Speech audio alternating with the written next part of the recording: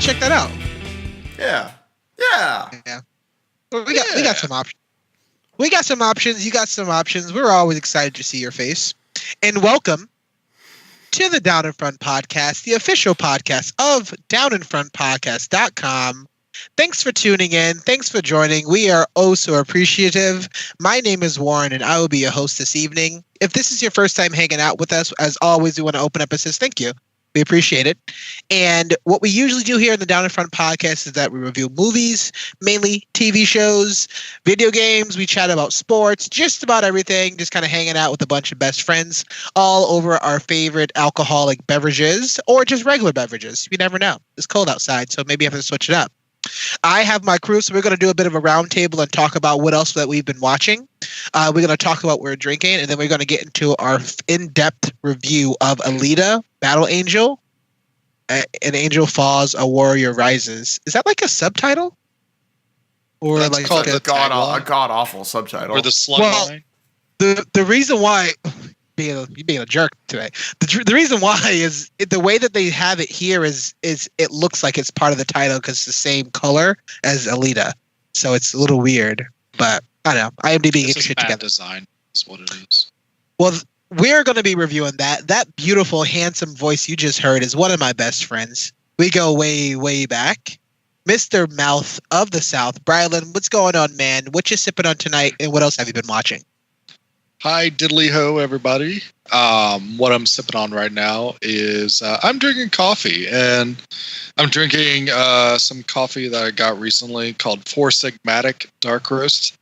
And they are a company that takes their coffee and they infuse it with healthy, nutritional extras. And in this coffee, there are lion's mane mushrooms and chaga, which help with mental faculties, especially focus, but also immune system stuff. And with everybody having a cold or some type of itis going around, I think it's good to be drinking this.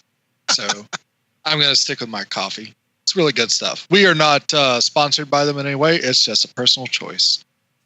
But what I've been watching recently is I have finally caught up with True Detective. I am ready to go. I marathoned that today, and it is definitely fantastic. I like where the story is going, and I think it's going to be interesting to see how it all wraps up, especially because I am starting to get a little worried. Are they going to be able to have enough time to tell the story they want to tell?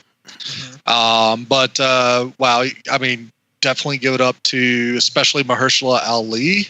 He's basically has 3 quality roles that he's playing in this series that, nominate him for every single one.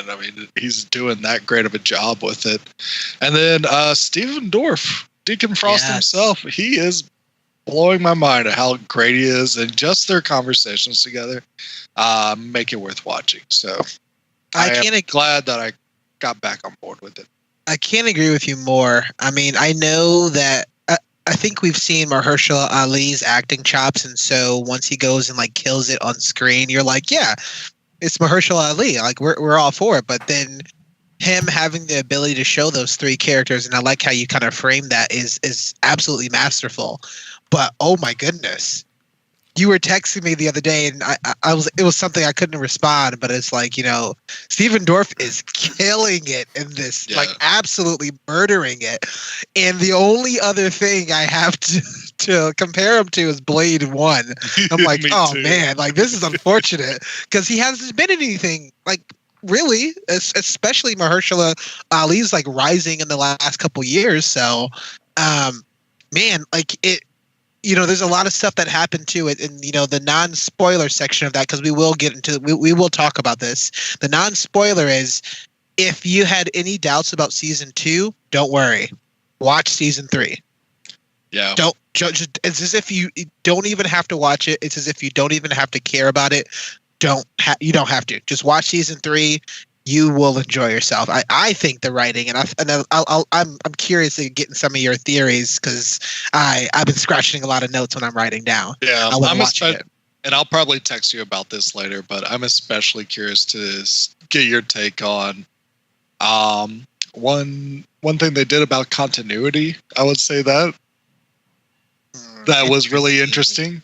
So I'm wondering how you took that.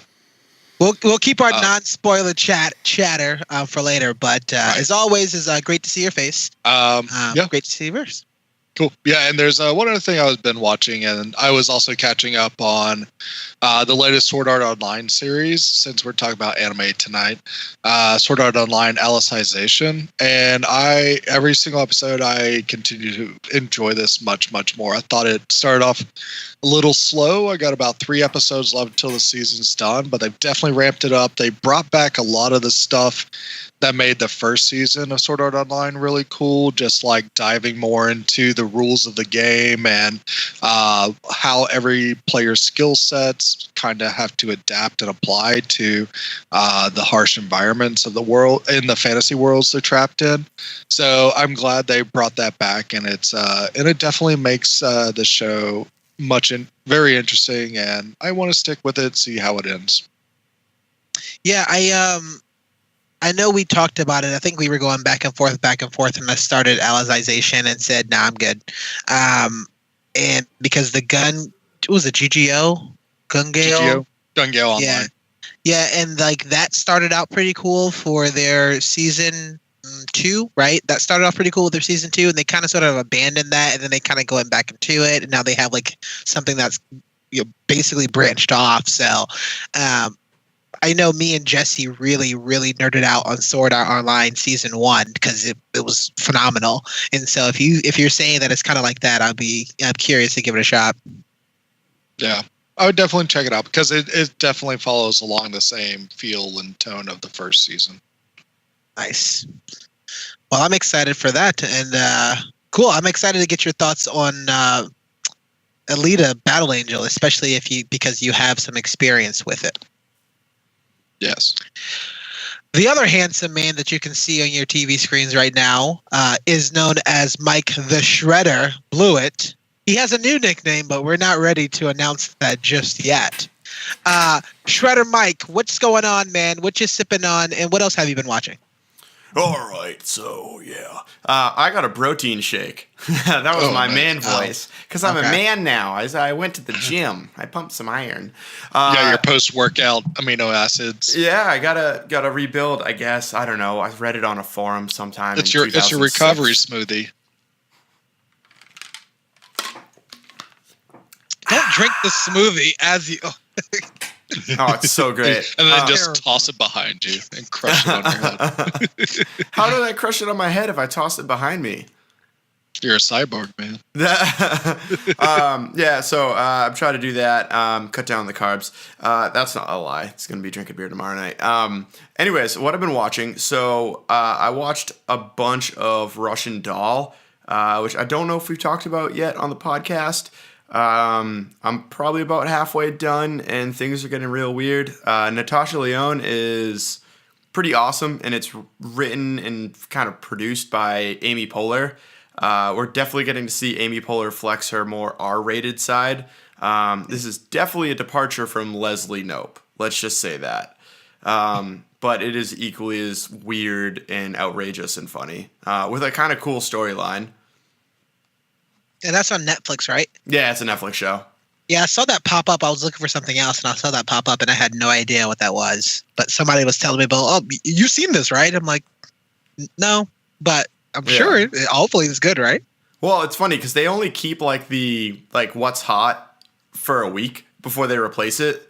You know, it's almost like Netflix shows, because they're so bingeable, are they're becoming more like an album or honestly even a movie, where movies are big for the opening weekend and then they get replaced a week later. Also, do we talk about Comedy Around the World last time? No, we didn't. All right, have any of you guys heard about this? No. So comedy, I think it's the world. It's like World of Comedy, comedy around the world. Netflix went out and shot, not with guns, like they used cameras. They shot a bunch of comedians from different areas in the world, and so I watched one. I think it was Chris D'Elia has one from America. Like literally, it's like 5 people from America, 5 people from like Canada, Mexico, France, Germany, England, like a lot of big places.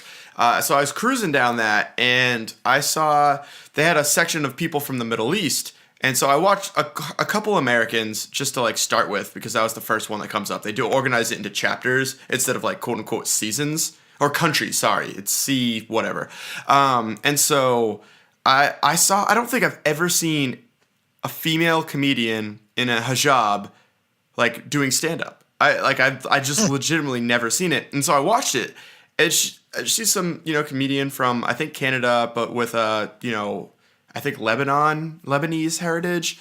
She was really funny, but it was hilarious because the whole thing was in Arabic. And I think that's the point, where they want to have their comedians tell jokes in their native language. So you were reading subtitles, and I don't know if it helped or hurt, because a lot of the references were uniquely like Arabic immigrant kind of jokes. Like, oh, isn't it funny when we moved from X to Canada and this happened? Which I had no idea. Like, that's not, I'm not Arabic. That's how it is. But it was also very interesting to see, because it was in subtitles, you would read the punchline before the audience heard it. And so it was interesting to hear where the flow of the conversation went when the punchline happened, and then the audience react to it, which there was some jokes that I thought were honestly kind of funnier that way.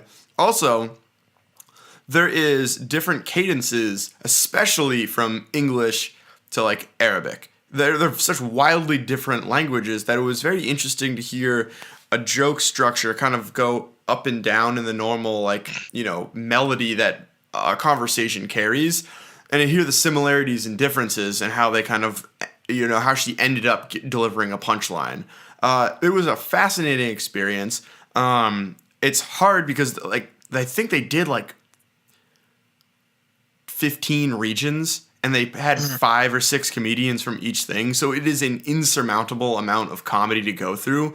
But if you're definitely looking for a unique experience in the world of comedy and break free of Americans or British folks telling jokes in English with the rare Indian dude who's also telling jokes in English. It was kind of cool to see. Definitely would recommend it.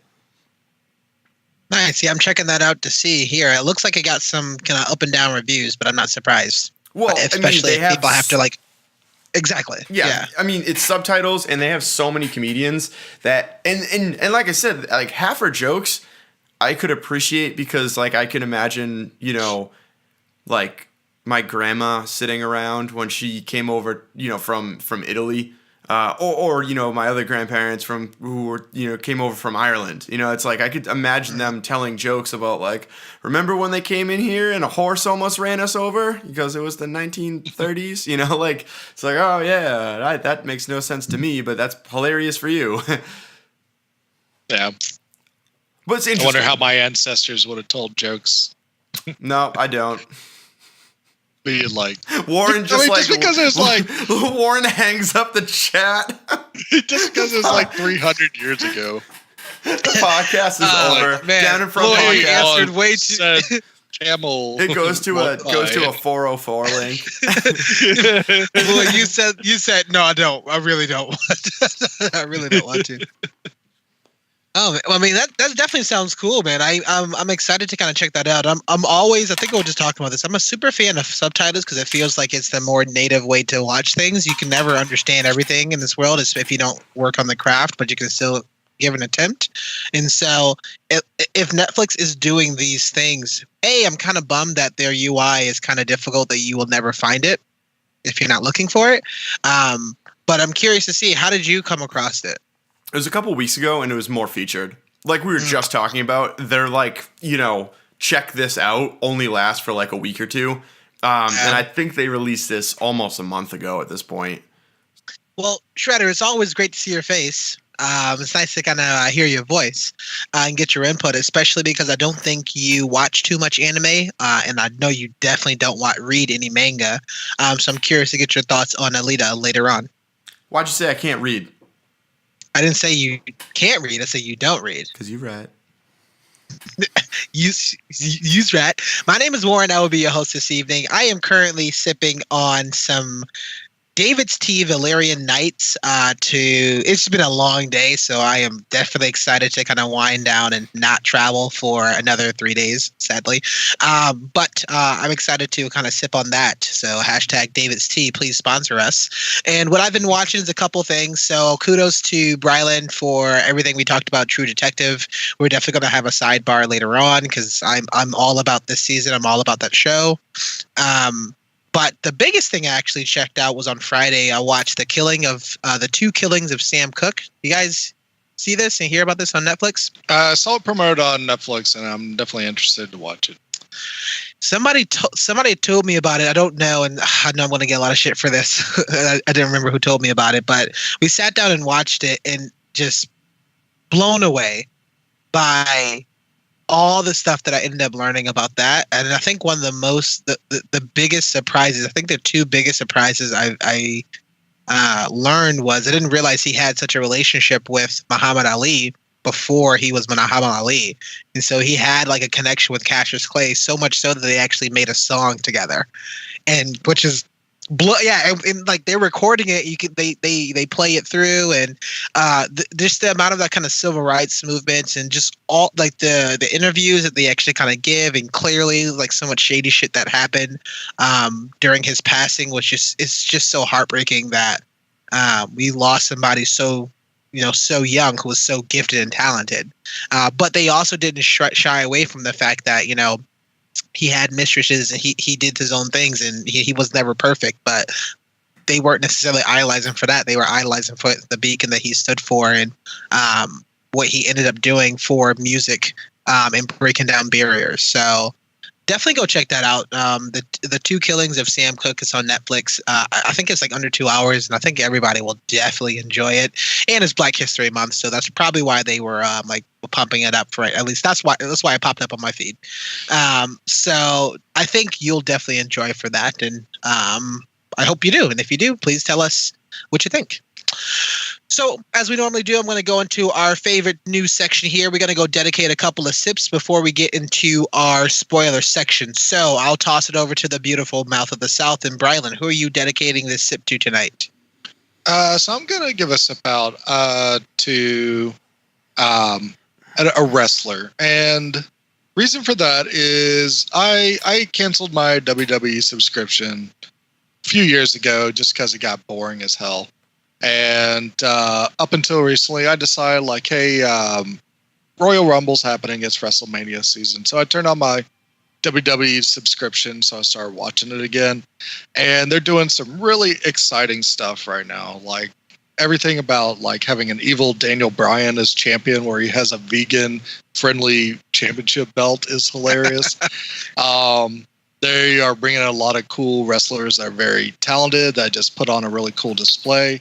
But I think nobody's doing a better job right now than Becky Lynch, who is trying to become the women's world champion at WrestleMania. And she's essentially doing the best impersonation of Stone Cold since Stone Cold Steve Austin. And it's exciting. It's amazing. They have some really cool story conflicts going on between her, Ronda Rousey, and Charlotte Flair, who is Ric Flair's daughter. And I think they're actually playing it out pretty smartly. So we're going to see some really cool things happen, I think, by WrestleMania. And this might be the first WrestleMania where a women's match is the main event too, which is really cool. And also Monday is they're celebrating Ric Flair's 70th birthday. So what's nice. Not to be excited about that? So I think that's really cool. I'm going to send this out to Becky Lynch. She's doing awesome work. Keep on doing it. Keep on keeping on, Miss Lynch. Brilund. Oh, I was gonna say, man, I usually try and catch at least the Rumble and then WrestleMania every year. Missed the Rumble, though. I hear it wasn't like that great. But a couple of years ago, the Rumble was fantastic. Oh, really? Yeah, maybe I'll go log into Kyle's and rewatch it. There was that. I think it was the. Oh, what was the? It was the fight between Asuka and someone else, and it was like kind of Asuka's like big coming out party into like between Asuka and Charlotte. I think so. It was her like big American, huge debut, and I remember like them teasing it up, and like it's funny because the WWE is pushing the women's division real hard for the last like couple of years, and honestly, it's like a more entertaining product right now in some ways, which is like you think you get these meatheads that could jump 900 feet in the air. They're all like 7 feet tall and 400 pounds. And you think that like, all right, well, cool. They're going to do some dope stuff. And it's like the ladies have been kicking butt lately. Yeah. They're definitely doing a great job, especially when you can see the physical differences between all the ladies. Like you'll have one that's 5'2" go up against someone that's 6 feet. And you can believe that the 5'2" person has the tenacity to take down that 6 foot tall person. Yeah, the writing's on point. That like, yeah, you're right. Like when someone goes up against Nia Jax, they have no reason winning. Was it like what's her face, like Sasha Banks? She's like 2 feet tall. Snoop Dogg smoked her up like 7 minutes before the show, but you're still like, all right, I have faith in it. Yeah. Also, my send a sip. I'll keep with the wrestling theme. We just got word that the entirety of DX is getting inducted into the Wrestling Hall of Fame, and quite possibly the most defining hand movement of my childhood is responsible for them. Yes, very true. Even more than I love you. It's the DX chop. So send a sip to them. Which is ironic because I'm drinking protein, so boom! And if you're not down with this sip, I think Bluid has 2 words for you. Oh man, I did enjoy them when I used to be a wrestling fan. I think that was absolutely hilarious. They just put on a show. So big ups to them. I'm super glad that they're actually getting sort of inducted into the Hall of Fame. My sip's going to go to the brand new lovely couple of the Shelbys. Thanks so much for having me at your wedding. And for everybody that's kind of funny, my friend's name is Stephen Shelby, and his new wife, his name is Shelby Shelby. And no way. Yeah, it's exciting. That's awful. No, it's amazing. It's amazing. It's so good. So it had an absolute blast. Taking lots of shots of tequila and dancing our face off. It literally felt like I had a bath once I left the dance floor because I was so sweaty. So thank you for that. It was a great workout. So I'm always pumped like that. So we are going to get into our spoiler section. So if you haven't seen Alita Battle Angel right now, go check it out in theaters. Or maybe go read about it before you go see it. Who knows? But at this point, we will be ruining the movie and spoiling the movie for you. So we're going to take a quick break, and we'll see you soon for a full review, spoiler edition of Alita Battle Angel.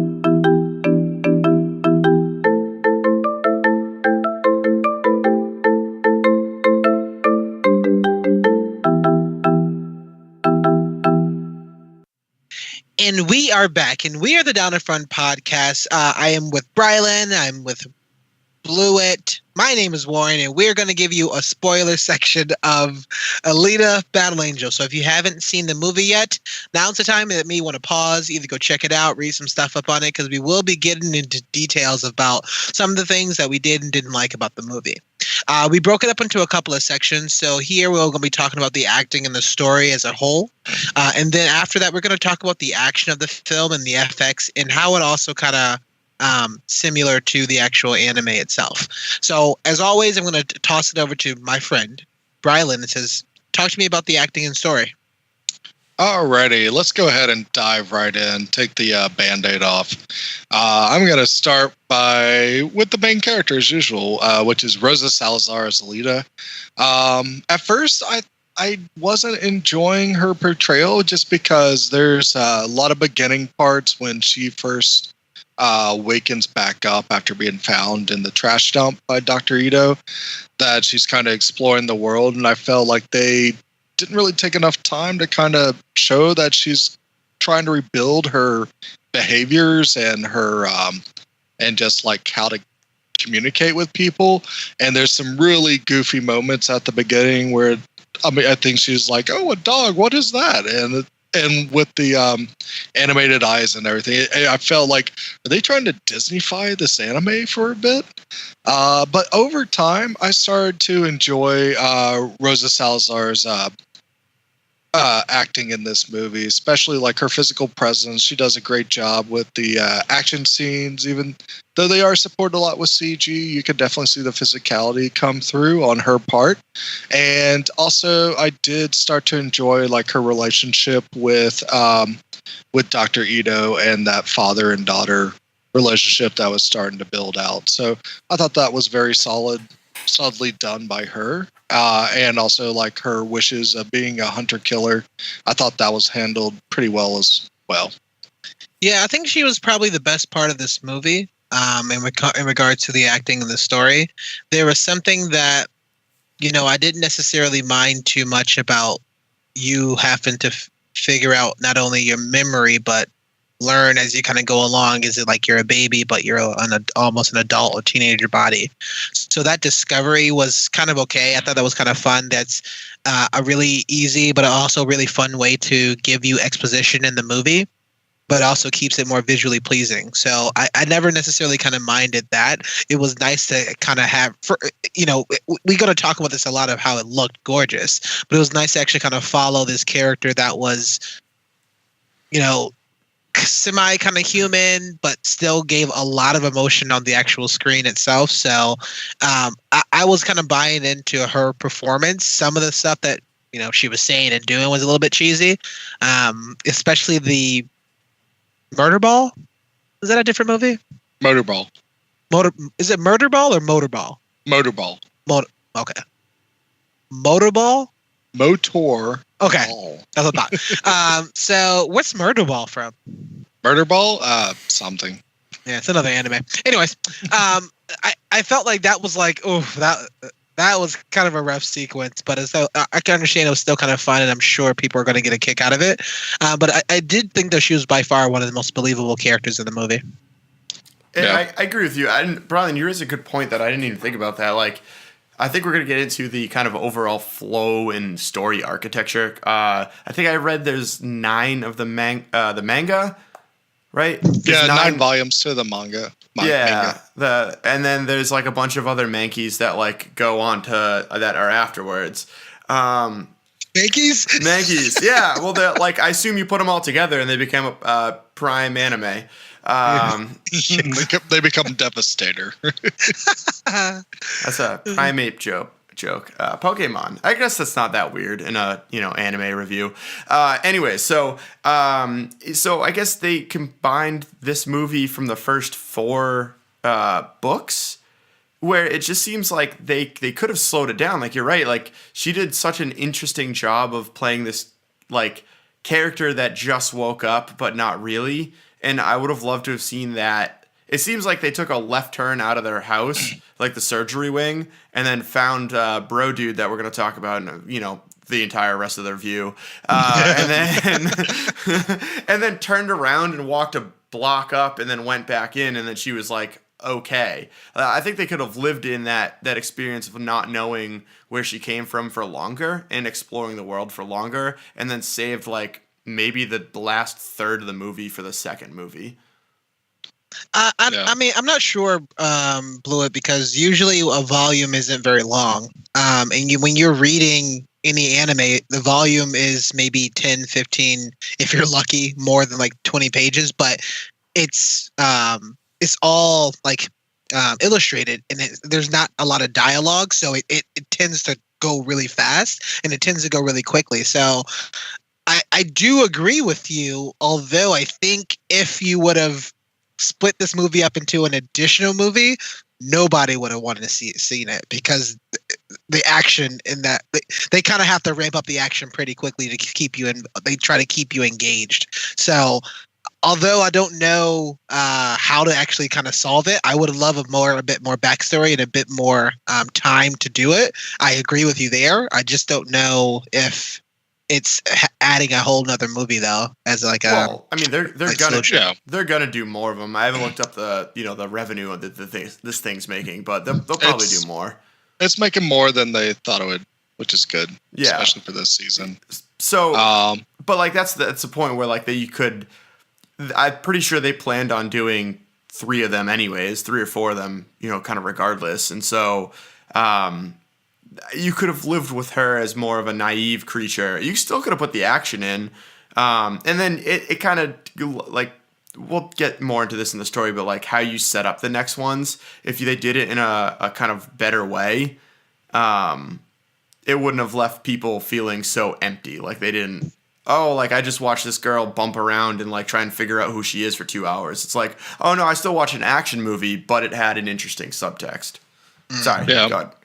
You make a good point, Blewett. Like I definitely feel like the story is way too condensed for what they were trying to pull off, and they needed to kind of take their time a little bit more. I think if you broke it down into 3 acts, like the first act could have been like her just kind of being awoken and trying to figure out what and who she is, and then the second act could have been her running into these situations that kind of make her understand what it is to be human or what it is to be good versus violent, and then the end could be like she makes the choice and of what gives her purpose, and like she starts to express what is her purpose and what has she chosen to be her purpose. I thought that would have been, if they kept it that simple, I thought it would have been a much better movie, because there are some characters I think that suffer from it. Like I really dug Zapan as one of the hunter killers.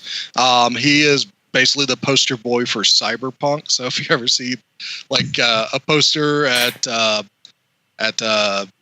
Newberry Comics and it says Cyberpunk on it, probably you'll see a picture of Zapan on it, because like, hey, cyborg body, check. A lot of tattoos, check.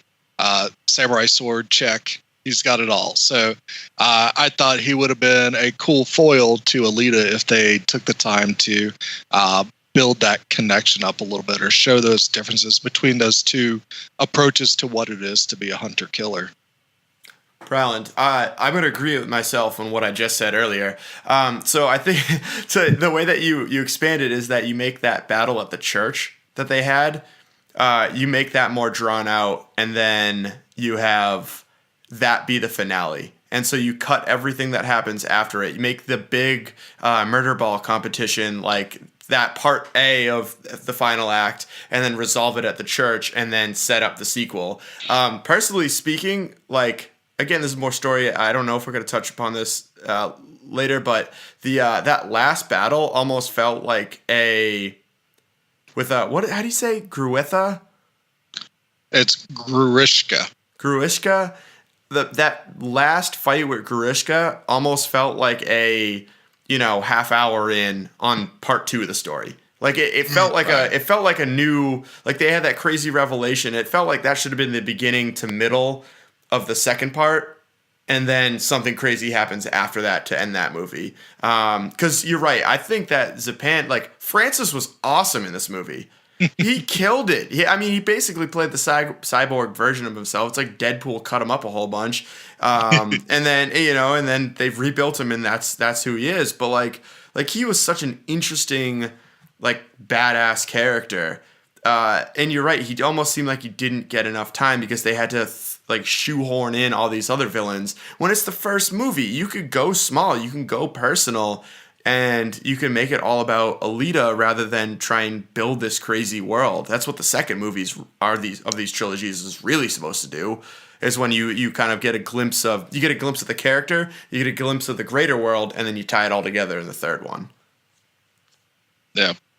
Yeah, and I also think, I mean, like the story kind of suffers because the rest of the actors and everything, they kind of feel like they're phoning it in, or they're just playing some very one-note characters. I mean, we were talking about Mahershala Ali and praising him for some incredible acting that he's doing in TV, but in this movie, I don't know if he walked on the wrong set or he just saw like add another zero and I'll do whatever you want. I'll wear cool shades if you want.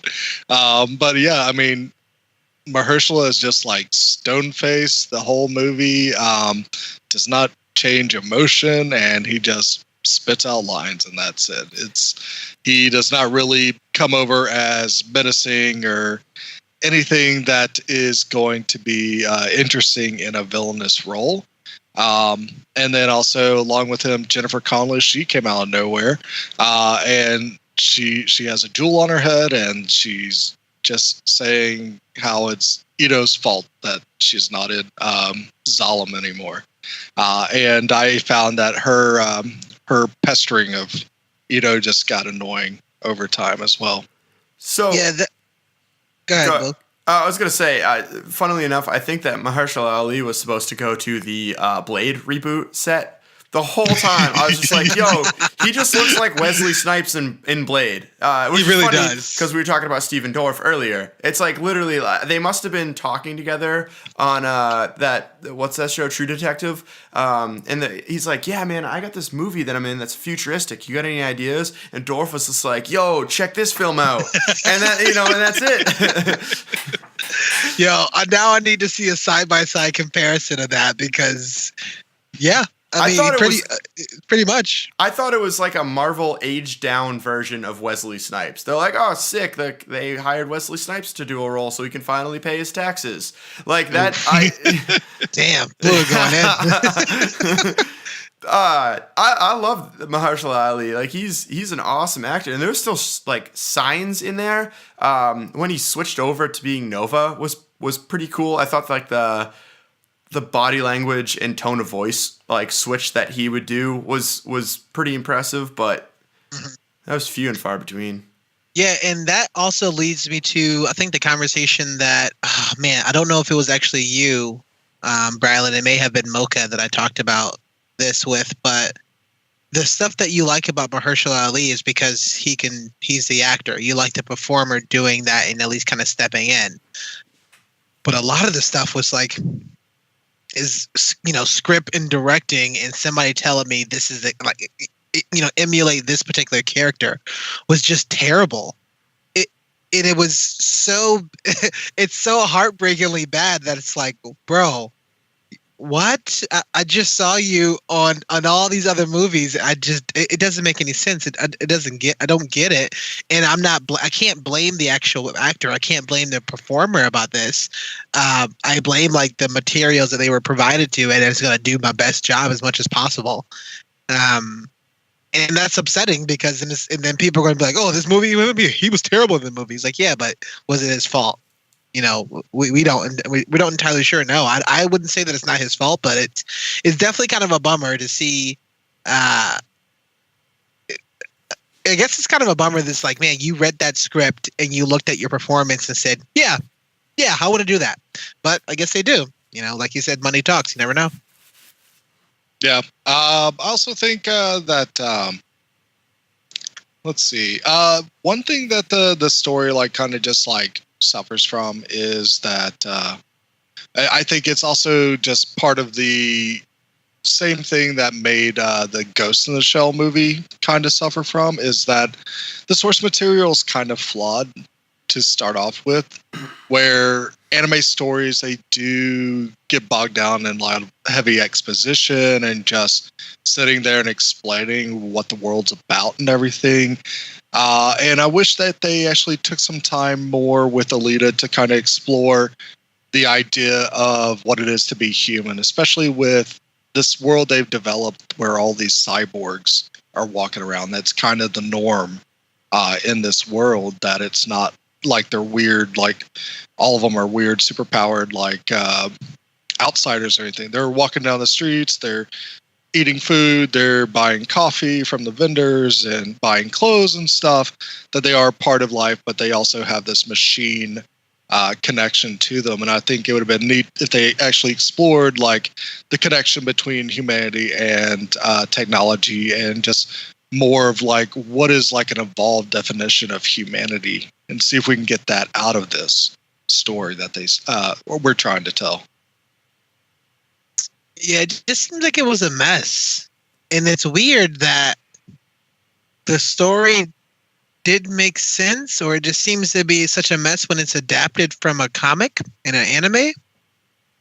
So unless they think that the concepts, and again, I haven't seen it, so I know we'll talk about this a little bit later, but unless they think that the concepts weren't as engaging or maybe too difficult to kind of follow, so they try to modernize it so it's a little bit easier for people to understand today.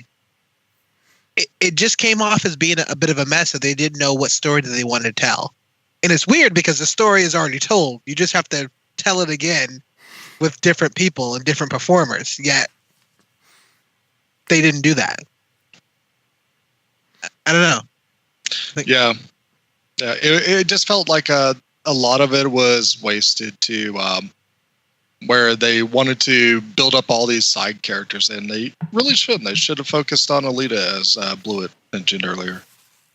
And the kid that's from, he's starting to pop up everywhere, but good for him, getting a lot of roles. But I just saw him in the Jorge Lunenburg Jr. playing Tanji. He had so much time in this movie.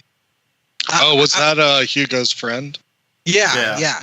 So he had so much, like, it was to the point where I'm like, is he supposed to be like somebody we don't know, like a hidden thing?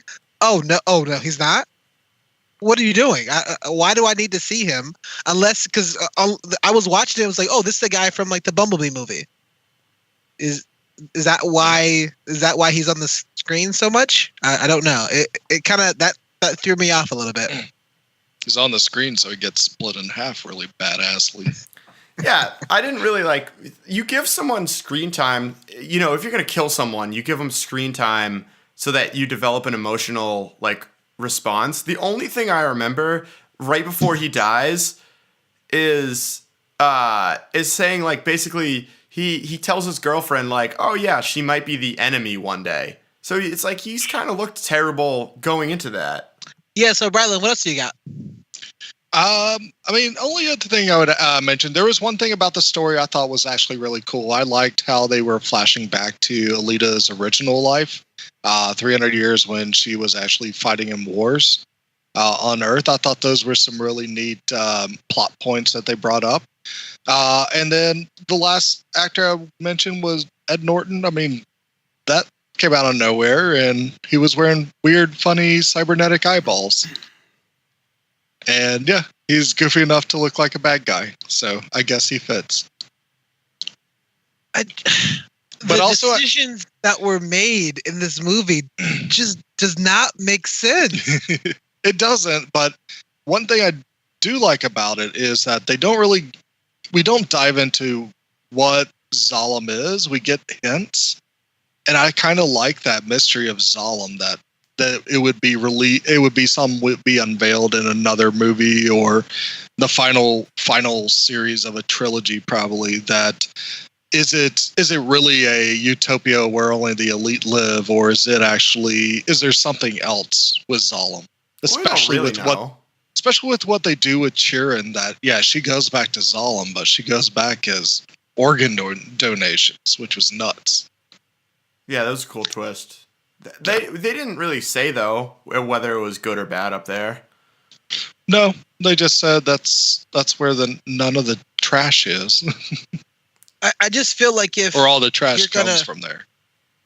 I guess it's tough to say right now, because if it's going to play out when they come out with the second movie or not, or if they come out with the next movie, because I don't know if it's going to be the last one, right?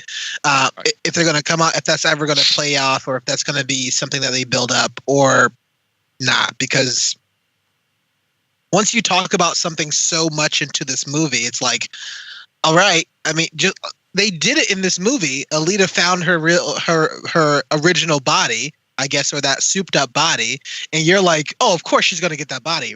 Yeah, we know she is. So now we need to find a way for her to lose her own body and lose terribly. So she just gets the souped up body and she's fine. They hint that, they show you, they gave the payoff. We're good.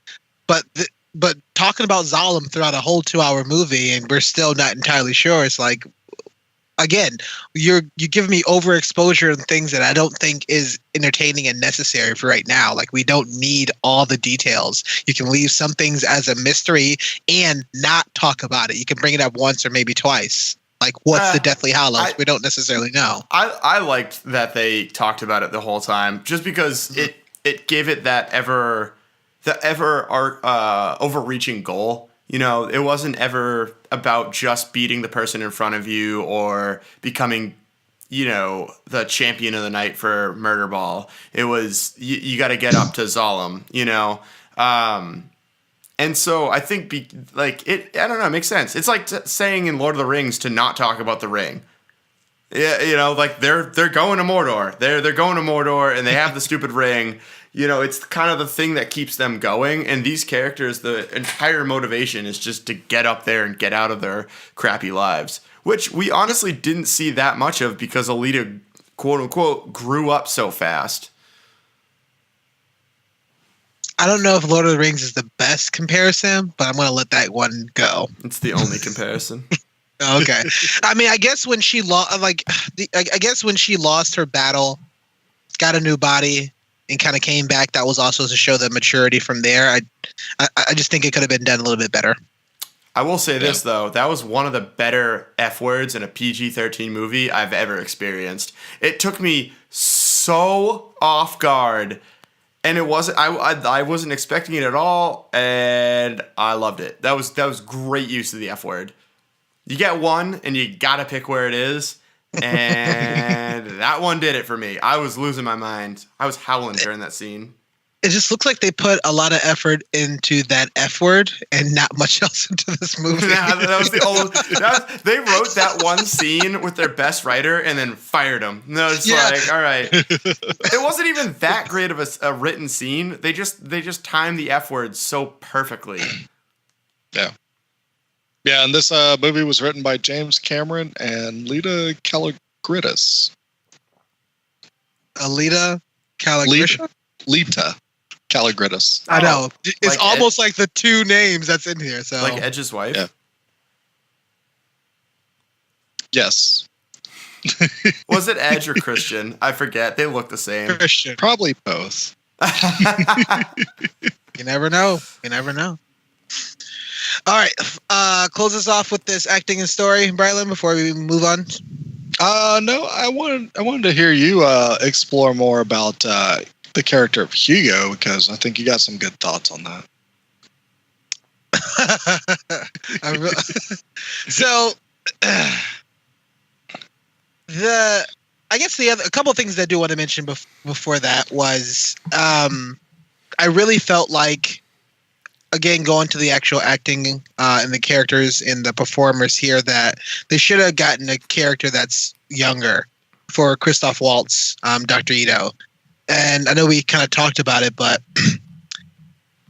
if you're going to be a hunter-killer and you're going out, like, you have to at least have some sort of choreography, and you got to learn how to move and actually have the flexibility to wield that huge weapon. Because if it looked as though he could barely pick that thing up, and I'm sure it was either prop or CG, whatever. Maybe it was actually, like, it was practical. But I was like, man, did he even practice with that? Because it looked like he didn't know what he was doing, but he was doing it for so many years, and he was revered as being a hunter-killer, but he was terrible at it.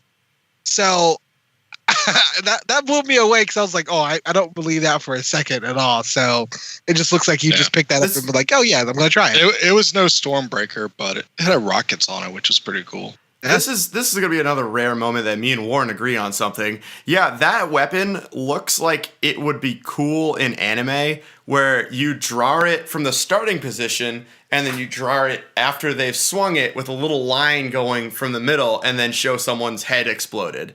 Yeah.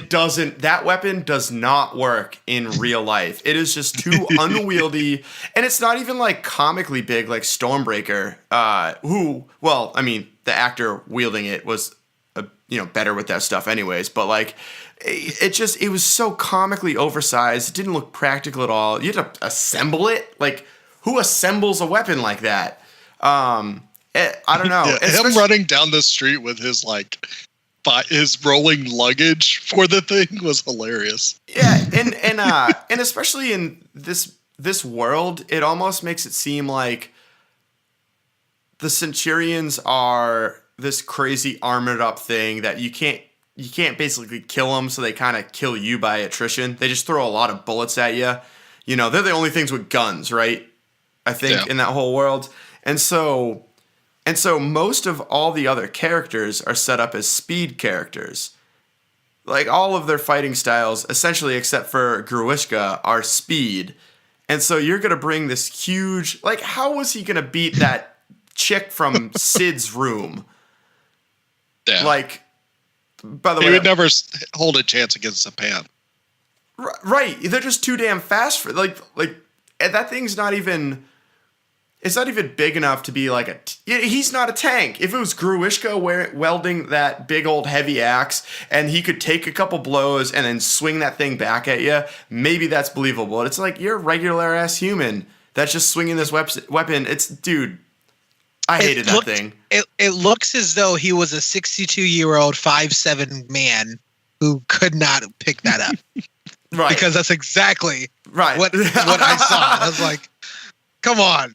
So again, I think we talked about we talked about it a lot, right? The decisions that the showrunners, the creators, James Cameron, Robert Rodriguez, the decisions that were made is just so baffling to me. I get that I get he looks like, and I agree with you, Brilund, here. Like, he does have that fatherly figure. He's a phenomenal performer. He's a phenomenal actor. I just don't know, and we need to change so many castings in this actual screen, in this movie, but it just doesn't translate well. Exactly, you were talking about, Blue. It doesn't translate well. Like, it's way more believable, and I was thinking of this comparison. It's way more believable. It's way more cool in an anime when we have an older dude who's maybe a little bit short, when he easily can wield that, and it's like, holy crap, that's dope. Like, that's amazing. That's really, really cool. I really like seeing that. And we talked about the Lord of the Rings, and like when we had Gandalf kind of whipping ass, it's like, that's pretty cool because that dude's mad old. He's older than everybody there. But then we see it here, and it just doesn't work. So I was really kind of bummed about that. That really kind of took me off guard. I did not realize that this was going to be only part one of a movie, or the first part of the movie. I was real pissed at the ending of this movie that it was going to continue. So definitely count me out for this next review, because I don't know if I'm going to be going back to this actual world. But, man, Keen Johnson. Oh, boy. Man, he plays the character Hugo, and jeez. Looking at my notes, I even said, I was like, man, he literally has dethroned Ty Simpkins as being one of the worst actors I've ever seen. And much like I said about Mahershala Ali's character, like, I appreciate some of the actions that he does. It was a little bit more believable. It looks like it was a little bit more cheesy, a bit more campy. I get it. You can tell that he's actually acting in the directions that he was given to him may not be the best. Hugo, I have no idea what he was doing in this movie. And it was so bad that he was on screen, felt like almost as much as Alita was on screen for. And man, it was just a mess. It didn't make sense seeing his character, the love interest that was kind of forced, and also a little weird because she's like super young. So I kind of get that. I know that he's a teenager too, but like, she's literally developing as she's going along. So I'm like, that's weird. You look 27 years old. Don't even give me that. She at least looked like 15. Yeah. 16 something. Ish. She's 300-ish. Yeah. There's way too many things I have to say. I just would have loved to have this movie cut that this character cut out the movie entirely. Like, it just didn't aid anything to me. I didn't get any emotional stakes for this character when the character sort of got injured and he got put into a cyborg's body. It just did it made it messy. They tried to shove so much stuff into this character that we just didn't care. Or if you put a character like this, make this character and Alita have a friendship or some sort of relationships before the big, what was it, the big fall? What was the event they talked about? The big fall. Big fall. Like, make her memories, like her flashbacks, sort of come back so that they actually, like, they were in love. They had a huge life before, and they both got separated, destroyed, whatever that you want to tell me, because then it's a bit more believable trying to pick up and then carry that relationship on throughout this movie. Because this character comes through randomly, and he's a bad dude. He killed people, right? He harvests parts from cyborgs. Yeah, he chopped those dudes' arms off, and I'm like, yeah, but it's not really their arms. They just get rebuilt. Yeah, but still kind of fucked up. I mean, like, that's a villainous move. Like, I don't care about you, man. I kind of wanted to see you failed. I'm glad it happened. So it just felt like they tried to put a lot of emotional stake into this character, like, way too much, and it none of that worked for me at all for him. So I was just besides the design of the character, man, that acting was just atrocious. Where did they pull him from, by the way? Like a C-rate Disney Channel sitcom at 3 a.m. from 1997? Basically. Like, dude, he looked like the oldest brother from, like, Home Improvement who went off to college before the show started. Like, he looked a little bit older than Brad. Like, dude, that dude's look hasn't been cool in 20 years. Like, what are they doing? It's like the future. You could go forward. Don't go back. That hurt me. And everything he said was like the woolest. Like, there's no emotion behind any of it. Like, the kid was cashing in a paycheck for not having a career. It's like, what are you doing? You should be trying to act your heart. If anything, people should be overacting. Noticed. In, like, this thing, trying to, get noticed and get that next thing. Yeah, what's sad?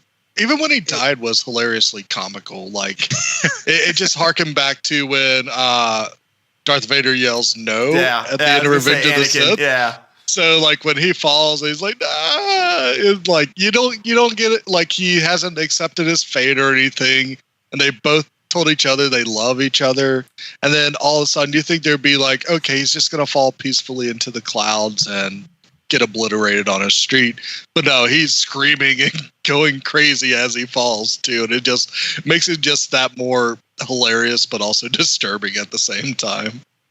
Well, Warren, you also bring up something that I had written down for the story as well, that I think they should have explored the parallels motion a little bit more, where they had that cool scene where she kind of flickers back into the past and she's running and fighting. They should have done that through the action, where, like, her fighting, she even references where she says, me fighting gives me more of a like a flashback to who I was before this happened to me. And they only do it one other time when they're, like, about to climb up those, what's it called? The ropes up to Zalem. They should have done that through the whole stinking movie, where that's how she finds out more about herself. And that's how she finds out, you could take this, because you could take it one of two ways, where things are parallel to how they are. And so she becomes a better fighter because she can remember certain fighting techniques, from those earlier battles. And then she could also go against herself, where maybe she has to, like, kill someone who's innocent or who's, she captured and her commander says, kill him. And then from there, she can make the decision of, like, hey, I don't want to be this person. I'm going to go open myself up like humans do to being involved with, like, Hugo or fucking Brad or whatever. That's my one F word. That's for the week. That's is used perfectly. But for the week, huh? Well, in the podcast. Oh, okay. Yeah. So, but, like, it would have been so cool to have those flickers of the past, where you don't even necessarily have to tell the full story about the Martian-Earth war. Like, leave that for the later movies, but you could still show isolated incidences of that and how it ties into. You could have her do, like, the same fight moves and, like, have it choreographed through time. Where she fights a big bad on the moon, and then they can flicker back between her doing the same moves against the opponent that's doing the same moves, and have it be this weird parallel. Oh, crap. I was going to say one more thing there. Also, this is totally irrelevant, but did anyone else think that the Martians might have won the war, and that's why no one goes up to Zalem? I think so. Yeah, that was their one place that I think that... I against what you said, Warren, I would go to see the second one, because I think that the intrigue on what Zalem is enough to keep me coming back. Yeah, me too. Sorry, go ahead. No. Completely irrelevant. Yeah. No, I'm done. So it's okay. I'm done with this franchise. So feel free, let me know. I'll watch it when it's free or something. It would. The last thing I do, because I was like Googling this dude. This guy has been in over 300 Broadway shows. So he's a stage actor that translated. And he had a couple of TV shows here and there, but even for that, his acting and things that he was doing didn't seem to be Broadway-esque. I don't know where they came from. So that was just kind of a bummer. This dude really ruined the movie for me. It was like, wow. Okay. I mean, good on you. So, I mean, we talked a good amount about the acting and the story. I'm sure that we're still going to talk in reference a little bit. Brilund, talk to me about action, FX, in the anime. I'll start off with the effects. I did think the CG throughout the movie was done really, really well. At first I was kind of hesitant on what they were doing with Alita in terms of her facial design. When I first saw the trailers and everything, I was like, okay, why are they giving her big anime eyes but not giving anybody else big anime eyes? And then when we see her in the movie, and then they start to describe she's more Martian technology versus Earth technology. It kind of makes sense. It kind of makes sense within the story of the movie, but also I think it's a really cool effect. I think it actually is kind of like how they did with Thanos, that you see the actor come through in the CG that they put on her. So I thought it worked really well. But also I think the entire environment of just seeing Trash City and everything, that was actually brought to life from the anime, as close as you can to a live action translation of an anime city. And I think Weta, who was the company that did the effects for the movie, I know they've been trying to do a Neon Genesis Evangelion live action movie for a long time. And I think if this was their test case to see can they pull that off, I was like, yeah, go ahead and get them to do an Evangelion movie, because they can definitely know how to translate anime to a live action environment because of that. And also I loved all the cyborg differences and the diversity we got in the cyborg designs as well, whether it's pretty traditional with Zapan, but also seeing the lady that had blades for arms and legs, and Gruishka's constant rebuilding and being cobbled together to become just a bigger tank every single time, I thought was great. And then also Alita's more streamlined, high tech, but also kind of lost tech design, I thought was really done well as well. This is probably the best thing I liked about this movie. I was stunned by just everything I saw on this film, and it was very difficult for me to, put aside. I'm like, but why? But what? Every time you open your mouth, I'm just like, fuck, just don't, just make it a silent film. I mean, I'm about it, and it's a bit scary, but it's amazing. I think we talked about some of these moments that once this world is kind of inserted into real life, it's a little weird. We got the nightmare fuel doll that we talk about a lot, but it just looks so real, and it just looks so believable, and I just had never seen something like this before, and it did give me a good amount of hope for all the anime that we do see for right now that does have real life in fantasy world or whatever. It does give me a lot of hope that I can see that they could be going in that route, and they actually could, produce and kind of create this other stuff. So I think that's actually pretty cool. Action sequences and the choreography and some of the action sequences were phenomenal. So I'm all about kind of following that team that kind of created some of these things that really did work. And the only downside to this, though, is like Aquaman, and I'm not saying Aquaman's a bad movie, but it looked gorgeous, and everybody's going to be like, I mean, this movie was great. And it's like, well, I don't know if this is great. Just like this movie, I was like, I didn't like this movie at all. But because it looked so amazing, people are going to tend to say, "Oh, it looked amazing, so it had to be good, right?" And that's not the case. And it scares me a little bit when you go watch these movies, and yet it still doesn't have any substance. Like these movies, these TV shows, these things needs to have stories behind it that improves or challenges the viewer, the reader, the listener, whatever you necessarily have. Visually, it did challenge me, and I thought it was amazing, but it just didn't have any substance, and it was such a bummer. I hope they get nominated for a bunch, right? We talked and we raved about, Enter the Spider-Verse. And so I hope they get nominated for some things like this, because I think it's going to be great. But I really do hope that maybe they kind of change up their entire scheme of what they were trying to do. Maybe the next one is better. But that was kind of the biggest kind of challenge that I had about, trying to see, like, I mean, I really, really dug this. I really, really dig it a lot. Yeah.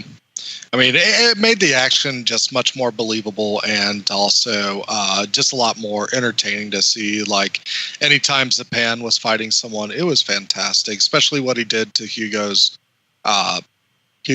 friend. Just seeing him get split in half like that was just like, wow, that's visually stunning. And also, like, probably as grotesque as you can get in a PG-13 film. But also, I thought, like, her fight with Gruishka in the sewers was really done really well. I thought that one thing that kind of made me step out of the movie a bit, though, was the motorball scenes. They were very, like, action-oriented and kinesthetic and moving really fast and everything, but it threw me off a lot because I grew up a fan of the anime Battle Angel Alita, because it was one of the first animes I saw that got me into anime. Like, it came out along the lines of when Akira came out, and it was one of those, like, first, like, experiences with, like, cyberpunk themes and cyborgs and things like that. And I thought that the aesthetic and design and the action was fantastic. But in the anime, you don't have any of the motorball stuff. I know it's in the manga eventually, but it feels like it's just tacked on here to give some other action elements, which I think if you focus on just the hunter-killer stuff, that could have been enough to drive the story through and give you still some fantastic action. So, yeah, now that you were talking about the volumes and the manga, maybe I can go check that out, because I wanted to see if that is available, and see how. I'm now curious to see what the actual original content, like, what's the original story here. It may also make me upset. I may have to come back to this review and says, "What the fuck?" But I think I can at least do that. I think I'll be down to see and getting the actual original story, just to see exactly how it translated onto screen. Blue, what you got? Yeah, so a couple things. I will agree with you, Warren, again. My God, this is crazy. Whoa! I thought I was losing my mind a couple times in this film, because the CGI on Alita was that good. At least, so the one that I could think of before that everyone was praising was Thanos from Infinity War. Everyone was saying, like, oh my God, he looks so real. You could see every little, muscle and, crevice on his face and twitching and stuff. That was a 7-foot-tall purple monster. It might have looked so real, but that doesn't exist on Earth. 17-year-old humans do. And so for them to effectively pull that off with a character, it was this weird uncanny valley thing that was going on, where, like, there's sometimes I thought she was just a person, and it's like, no, but there's something that's just off about it, which is like kudos, like well done. I think it really drives home that like who James Cameron is past his like deep sea diving adventure films that he does is he is a big ol' proof of concept man. He literally he picks something really cool, usually a lot of times visually, but like he picks something, he does that to the best of his ability and then sacrifices literally everything else. And that was Alita. Alita is a special effects proof of concept that you can make something that good interact with the environment around you, and interact in a lived-in world, which hats off to Mr. Cameron, Mr. Rodriguez for doing it. But you could have done 75% of the work and still given us a better story. Like writers help. Also, last thing, I don't know if this is in the anime, but Alita, I loved that her fighting style was reminiscent of another teenage crime fighter whose video game I'm playing a lot of right now, and that would be Spider-Man. The way that she moved, especially when she was like crawling, sitting like this, and then even her distinct fighting style was very, very Spider-Man-esque, which I don't know if it was intentional, but again, who's someone who's playing through that video game fairly frequently, it really, really stuck out to me. I liked it. I thought you were going to say Carmen Sandiego video game you've been playing. Yeah, one thing that they do in the manga came out first. Just to give a little bit more Spider-Man connections, one thing they do in the manga is like whenever she lands like a significant punch on someone, she takes a moment to kind of wink in the camera before going to her next fight. Interesting. I didn't notice that. Yes. Oh. So let's talk about our conclusions. All right. Would you recommend the movie? If not, I usually don't like to shadow the movie all the time, so we've definitely been trying to change up what we've been saying about it. If you don't recommend it, what other media would recommend? So whether the manga, the anime, what you got, Brilund? So I thought, this movie was definitely a solid adaptation, especially in the visual department of Battle Angel Alita. It just was hindered by some bad and wooden acting from a lot of the supporting cast, and just the story didn't really know what to focus on, and that made it just kind of be a little bit of a mess when it came to storytelling. What I recommend, I think it's worth checking out the anime series Battle Angel Alita. Even though it's probably pretty dated, it probably feels very 90s if you watch it. So, but give it a shot. See if you like it. Yeah. Blue, what you got? Yeah, I liked it. I don't know really why. I liked it though. Maybe I wouldn't necessarily pay full price on this, but certainly Tuesday. Go on a Tuesday, pay $5. I also saw it in standard. Maybe it would have looked cooler in 3D. It probably was meant to be seen in 3D with all the visual effects they did. Spend as little money as possible, but it's definitely worth it. I'd see it. Yeah, I saw it in Dolby. I saw it in 3D. So they didn't have Dolby from where I was. It was just 3D, but it was really freaking gorgeous in it. I don't think I can recommend this movie. It was just kind of a bit of a bummer. Again, I think the visuals are great, but there's once you take that out, it's really tough to even kind of follow the movie itself and what they're actually doing. I'm going to start with the actual manga itself, so I'll definitely kind of come back. I usually have to try to find the source material as much as possible. And figure out, oh, wow, usually the book is always better. So it's tough for me to kind of recommend this movie, especially when we have animated movies that look great, that actually have content out there, Lego Movie 2. That was better. And so I'm like, well, if you're looking for an animated movie, you can do that. Or maybe wait till next week for How to Train Your Dragon 3. Maybe that also looks great and has more of an actual story. So that will be my conclusion. And with that, We are the Down in Front Podcast. Thanks so much for tuning in, and thanks so much for joining us. Senor Brilund, where can people find more of your work on the interwebs? You can find me replacing my left arm with a blender on Twitter at Brilund, Brilund. You can also find me posting many movie and TV reviews on Instagram at I am Brilund. Shredder, what you got going on? Didn't you have a show coming up? No. Or did I miss it? Yeah, you missed it. It was like 2 weeks ago. Was that in town? Probably not. Yeah, it's all good. But you can check us out at My News Music, My News Band. You can also check us out at White Mocha LI on Twitter. Dang!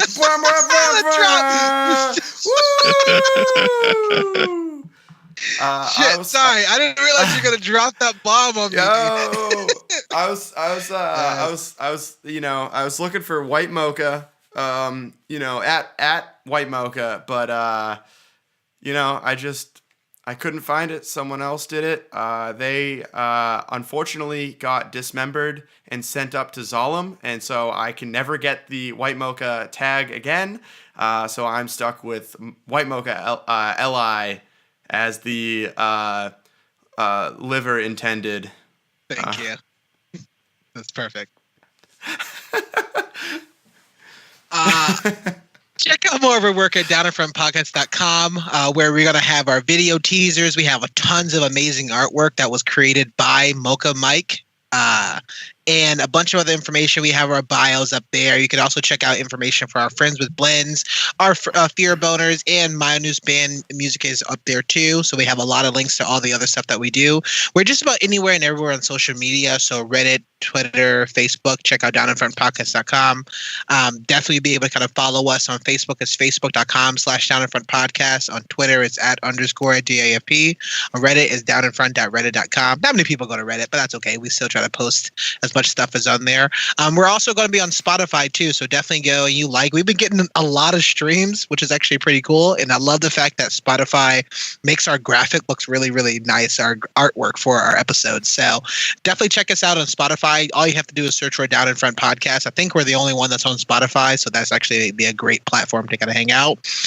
We actually have some information on YouTube, so I'm actually going to be doing some streaming some video games, some stuff, getting back into my Monster Hunter ways, which is great. Oh, speaking of Brilund, the guy who I played Monster Hunter with is over 2,000 hours. So I feel pretty good. So I feel pretty good about myself. Yeah. You're just getting started. Yeah, just getting started. I'm a baby, just scratching the surface. And if you do like what we do, you like to follow us, definitely check out becoming a Patreon. Anything and everything does help. We're going to be revamping that system very soon. So definitely kind of keep an eye out. Right now you're getting early content as well as some bonus materials that we haven't quite released just yet. So if you like what we do, choose to support us. Brilund, what is our next review? Our next review is How to Train Your Dragon, The Lost World. Or it's How to Train Your Dragon, The Fallen Kingdom. No, it's not. Shut your mouth. Or it's one of those. It's How to Train Your Dragon. It better not be Fallen Kingdom. How to Train Your Dragon, the Hidden World. Okay. I was like, God damn it. If they just took a Jurassic Park reference, I'd be so upset. All right. I'm excited. I'm actually excited for that movie. I'm going to see if I can try to make that. So I'm excited. We're excited. Good night. Yeah.